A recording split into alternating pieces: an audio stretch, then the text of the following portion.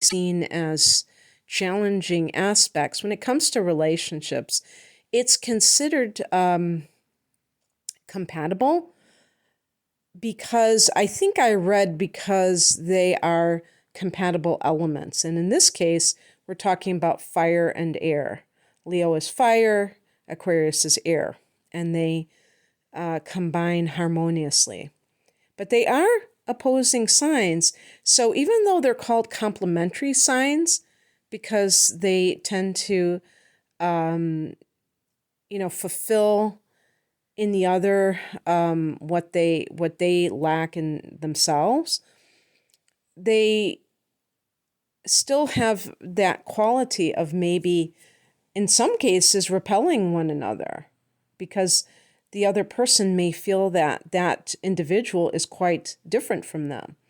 And I'm thinking I'm a Sag and Gemini is my opposite sign. And I don't know if I have ever felt repelled by Gemini, so I don't know how true that is in real life. But in any case, what I have comprised here is a list, or compiled here, is a list of traits, starting with what I think are more of the compatible elements of it, and then getting into the more challenging ones. So, starting with, they are compatible elements.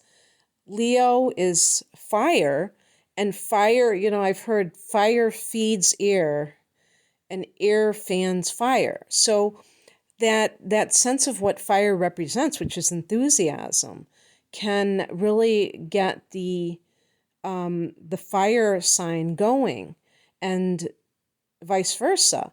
So this is what I take this to mean, is that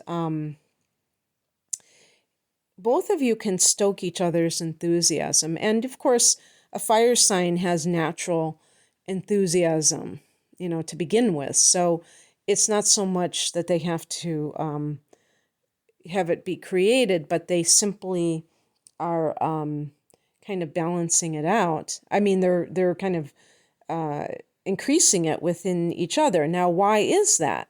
I think that this sometimes can be a meeting of the minds. Leo is very creative, and Aquarius is very intellectual. And so I actually put that both are intellectuals, because I think that fire signs don't get credited as intellectuals as often as they should. And I think this is because fire signs can also be physically active, and they can give this appearance of being sporty, or being, in the case of Leo, very connected to the arts and things like that. And so people don't realize that that the creativity can be generated by an intellectual nature, for sure. And so I think that when you're working on creative projects, the Aquarius person can be a great idea person, and can really just give that special touch to any kind of, especially written projects. And the Leo person has the passion, for sure. Both of these signs are individualistic, so they're individuals. They don't, so individuals don't want to conform. Aquarius is big on this, but fire signs are this way as well. And the reason this is an important trait is because they're going to respect the other person's individuality. That's the bottom line, is that if you have somebody who says, "Why are you like that?" That's going to create problems. You're going to feel like you have to conform to society's expectations in order to appease the other person. And that's going to cause friction at some point. And also, loving freedom, both of these signs love freedom.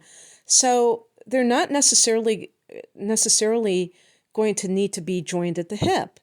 Other people may have a notion that in order for people as a couple to function, They have to function in a way that where they're always doing things together. And I don't think that these two signs feel that way at all, although if I were going to take bets, I would say that the Leo person may be more like that than the Aquarian. Unless the Aquarian is, has a prominent Libra, maybe a moon or what have you. Or if this is Aquarius moon, their sun is in a sign like Libra or Taurus. But in general, these signs will be fine and dandy with the other person having even their own set of friends and their own interests. It's like they will be supportive of that. Also, I think that they balance each other out. Leo is very passionate, and Aquarius can be quite cool, even aloof. And for the Leo person, this can kind of tone down their tendency towards the dramatic and kind of make them, and also because Aquarius rules the 11th house, which has to do with the collective, it can give Leo the idea that they have to be more than about themselves. And I don't want to give the impression that Leo is just completely narcissistic, self-centered. A Libra, did I say Libra? Leo person can be very generous, very caring towards others, warm towards others, but fire signs do tend to get self-absorbed in a non-malicious, unintentional way, just because they are very much into their creative self-expression. And so the Aquarius can kind of redirect the Leo person into the concerns of humanity, maybe some cause that they both can be a part of, and feel, channel that passion that Leo has into some kind of a group, a cause. And Leo can bring out the creativity and maybe the warmth that an Aquarius person may lack. And I want to, this is the point in the reading where I have to say, this is not, these are archetypes. This does not mean that you as an individual, if you're an Aquarius, is going to be the stereotypical Aquarian. There are many, many different factors that play into this. So, I'm not doing a private reading, so I have to rely on what we call archetypes. I don't say stereotypes because it is a set of attributes that is attributed to each sign. And, if I always get these people, and I think that Aquarius would be one of the usual suspects, but I just had a Pisces person say this to me on YouTube. I don't think that blah, blah, blah, this sign is blah, blah, blah. You have to look at the moon sign. You have to do this. Well, yeah. No kidding. You do have to do that. But, these are attributes that are,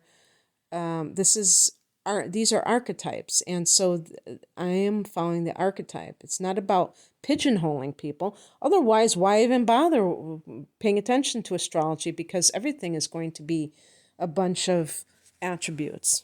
If you think everybody is such an individual and they have no set patterns, then, astrology is not for you.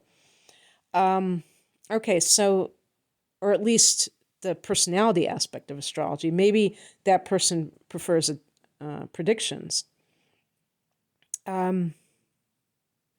So let's talk about how this can go wrong. First of all, both of these signs are fixed signs.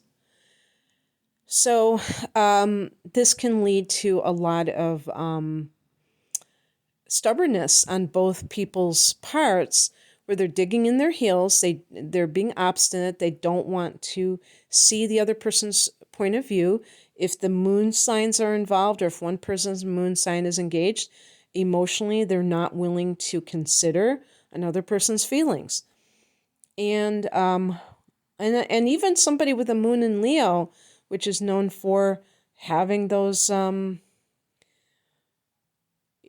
generous traits can still be stubborn and maybe not so understanding of the other person simply because they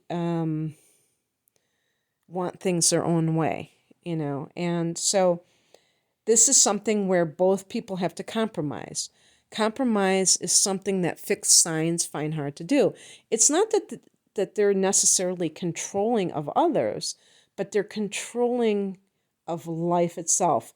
I often joke that when I get requests for personal readings and a person says, and I don't really encourage people to ask questions, yes or no questions, because I don't approach readings that way. And, when people, have a list of questions, it seems like 9 times out of 10, these people are fixed signs because they have a need for guarantees in life. And that's because of that fixed modality. They want things to stay the same. They don't want the unknown quantity. That kind of bothers them. Even an Aquarius, who is very, futuristic in their thinking, they still like that.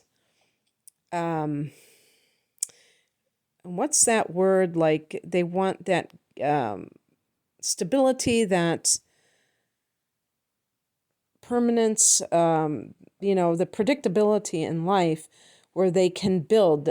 Fixed signs are the builders in life. So, in terms of personality traits, Leos can be too full of drama and Aquarians tend to be very detached. And this can be quite draining for Aquarians. Same thing would apply to water signs, where Aquarians can feel like the other person is way too, but especially with Leos, there's that fiery element. They may dislike the way that, if the Leo person gets angry in a very overt way, that might rub an Aquarius person wrong, the wrong way. Or it might even feel offensive to the Aquarius. I think sometimes air signs are offended by people who display strong emotions because, especially the more negative ones, because they want to maintain that sense of equilibrium, that emotional equilibrium, and that kind of disturbs them, to see that strong emotion. But even like a profession of love or something like that, that might make the Aquarius person nervous because what does that mean? What, does that mean that I'm going to, what are my obligations now? Because that person loves me. Is that kind of like a hidden demand that they have expectations about what I'm supposed to do here? The Leo may be too full of self. The Aquarius person may feel that the Leo person is selfish, self-absorbed, narcissistic at the extreme. And that sometimes that might be true. Sometimes the Aquarius person is simply only seeing things their own way and they don't realize that that might be what they need to do. Maybe they need to be the humanitarian, but the Leo person, their job might be more about being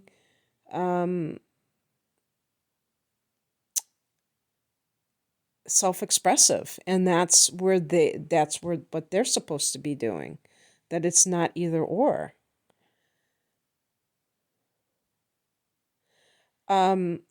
The Leo person may perceive the Aquarian as too cold, too universal, not particular enough.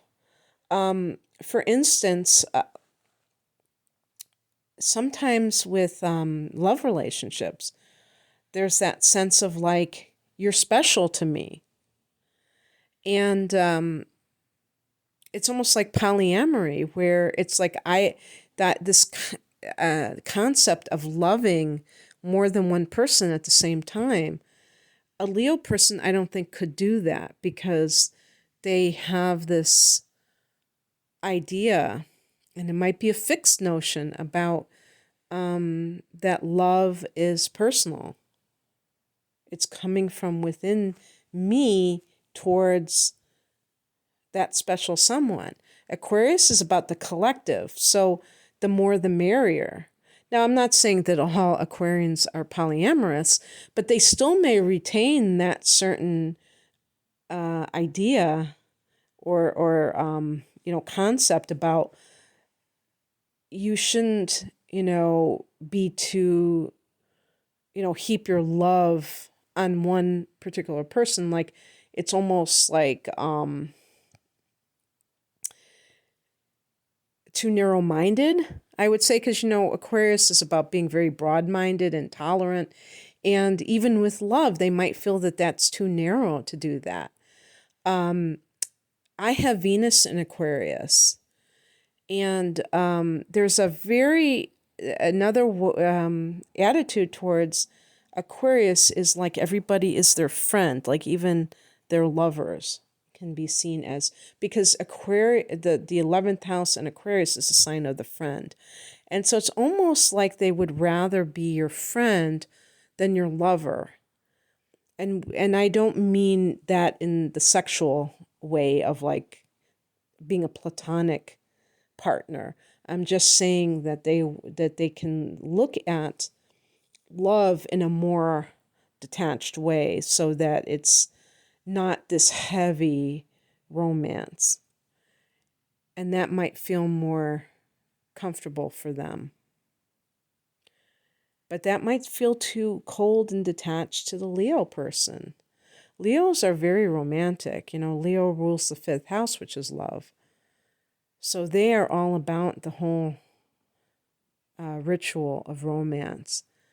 And the Aquarius person might not even want to go there. Now, of course, that might differ if the Aquarius person has a moon in Leo or moon in Pisces, or and like an Aquarius person can have inner planets in Pisces, and that could definitely be more idealistic and romantic. So it's not going to be like across the board, of course.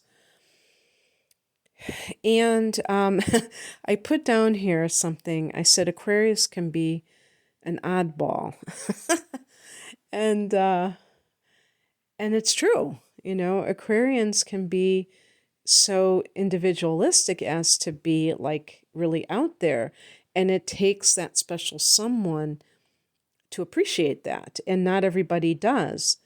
Can a Leo person appreciate that? Of course.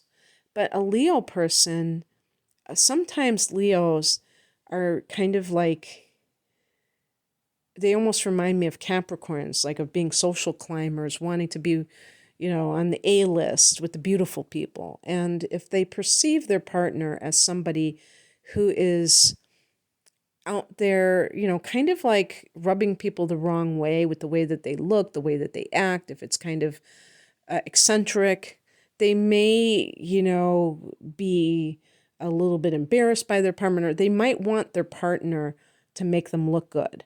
And that is, that's something that I could say is a fault of Leo sometimes, the shadow side of Leo.